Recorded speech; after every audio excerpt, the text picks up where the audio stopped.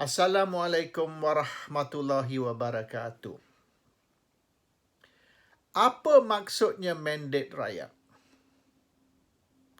Apabila Anwar Ibrahim, PKR, Pakatan Harapan, apabila mereka bercakap tentang mandat rakyat atau mandat rakyat, dan apabila mereka berkata mereka ingin kembalikan mandat rakyat atau return the mandate to the people. Apa maksud ini? Gambaran yang mereka cuba beri, kembalikan mandat rakyat, bermaksudnya memberi kuasa kepada Pakatan Harapan. Mereka cuba mengelirukan rakyat atau menipu rakyat. Dan mereka katakan mandat rakyat bermaksudnya memberi kuasa kepada Pakatan Harapan. Oleh kerana Pakatan Harapan ialah pilihan rakyat, jadi Pakatan Harapan menjadi mandat rakyat. Dan untuk kembalikan mandat rakyat bermaknanya kita kena kembalikan Pakatan Harapan kepada kuasa.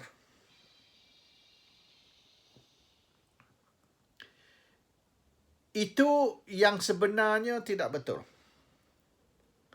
Mandat rakyat bukan bermaksudnya memberi balik kuasa kepada Pakatan Harapan.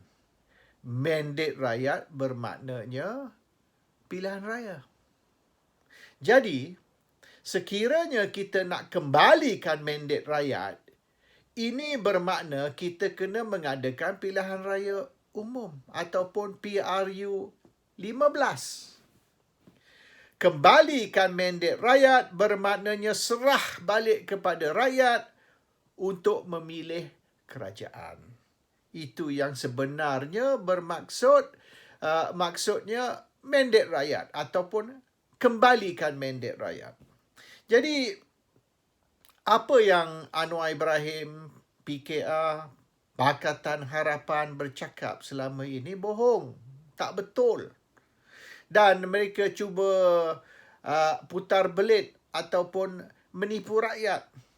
Mandat rakyat ataupun kembalikan mandat rakyat bukan memberi balik kuasa kepada Pakatan Harapan.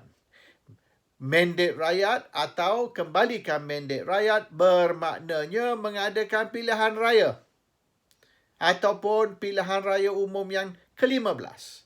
That is the real meaning of returning the mandate to the people. Jadi jangan kita tertipu dengan propaganda Pakatan ataupun PKR ataupun Anwar Ibrahim yang cuba memberi gambaran mandat rakyat atau kembalikan mandat rakyat bermaknanya serah kuasa kepada Pakatan Harapan. No, that's not what it means. The people give a mandate to the government. Rakyat beri mandat kepada kerajaan. Dan mandat ini diberi melalui pilihan raya. The mandate is given through the ballot box. Dan apabila mandate ini diberi, ini bermaksudnya rakyat serah kuasa, give authority kepada kerajaan untuk melaksanakan dasar-dasar ataupun polisi yang telah dijanji. Di dalam election manifesto ataupun manifesto pilihan raya, parti-parti yang bertanding berjanji kepada pengundi sekiranya mereka berkuasa, ini yang mereka akan buat. Jadi, berdasar kepada dasar ataupun janji parti-parti politik, maka rakyat memberi mandate atau mandat kepada parti politik tersebut untuk memerintah. Dan mandate ini ada tempoh masa. Daripada tarikh ini kepada tarikh ini. Dan untuk Malaysia, masa itu ialah 5 tahun. 5 tahun dari mulanya persidangan parlimen. 5 years from the opening of parliament. Dan mandate itu akan luput. That mandate will expire at the end of 5 years. That is what it means. Tetapi, sekiranya parlimen dibubar, parlimen is dissolved, maka mandate itu tamat. The mandate is only valid as long as parliament is still valid. Apabila parlimen dibubar, when parliament is dissolved, that mandate expires. Dia tamat. Ataupun kerajaan letak jawatan. Sekira kerajaan letak jawatan, maka mandate itu pun akan tamat. The mandate expires. So, dua cara. Satu, parlimen bubar. Satu lagi, kerajaan letak jawatan. Kedua-dua peristiwa tersebut akan menyebabkan mandate itu tamat. Pada 20 hari bulan Februari tahun ini, Kerajaan Pakatan Harapan telah letak jawatan. The government resigned. Apabila Perdana Menteri Tun Dr. Mahathir Mohamad letak jawatan, ini bermaknanya kerajaan telah letak jawatan. It's not Mahathir yang letak jawatan. Kerajaan yang letak jawatan.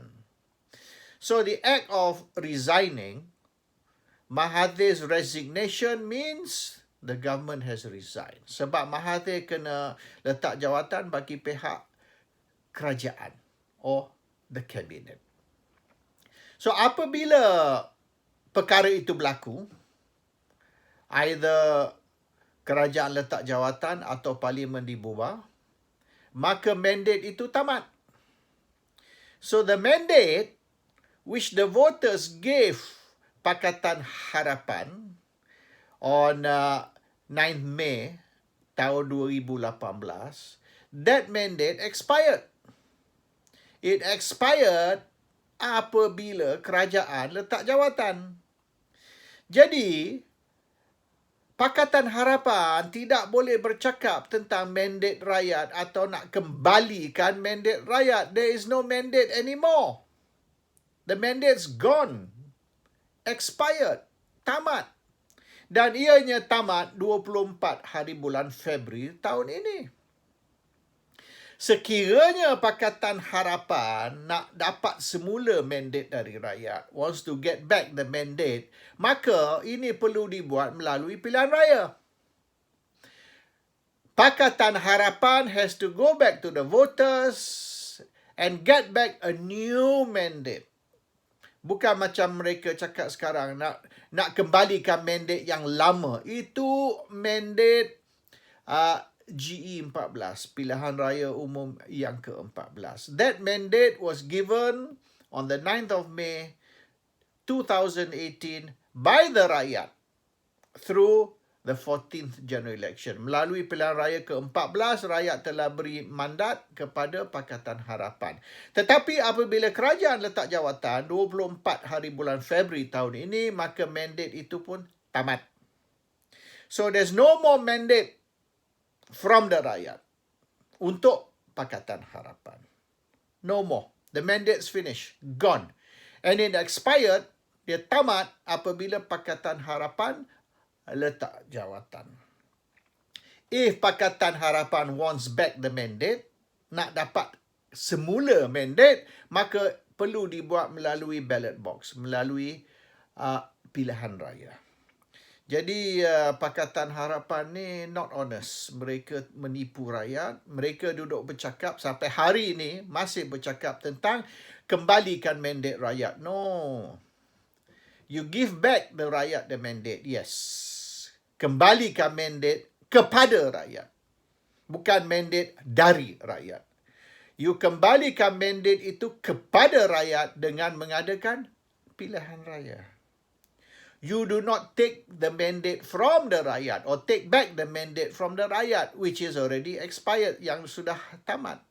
So the issue is bukan kembalikan mandate dari rakyat, tetapi kembalikan mandate kepada rakyat. Because the mandate belongs to the rakyat. It does not belong to you.